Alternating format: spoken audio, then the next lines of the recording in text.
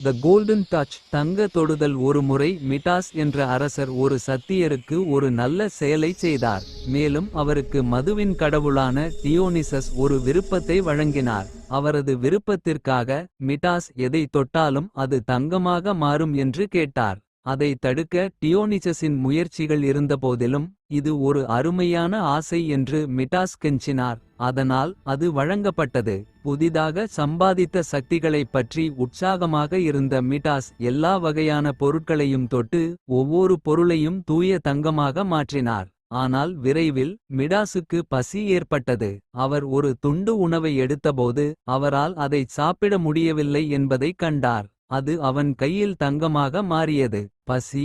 Midas பெருமூச்சு விட்டான். நான் பட்டினி கிடப்பேன். எல்லாவற்றிற்கும் மேலாக. இது ஒரு சிறந்த விருப்பம் அல்ல. அவரது அதிர்ச்சியைக் கண்ட மிடாஸின் அன்பு மகள் அவரை ஆறுதல்படுத்த கைகளை வீசினாள். அவளும் தங்கமாக மாறினாள். தங்கத் தொடுதல் ஆசீர்வாதம் இல்லை. என்று மிடாஸ் அழுதார்.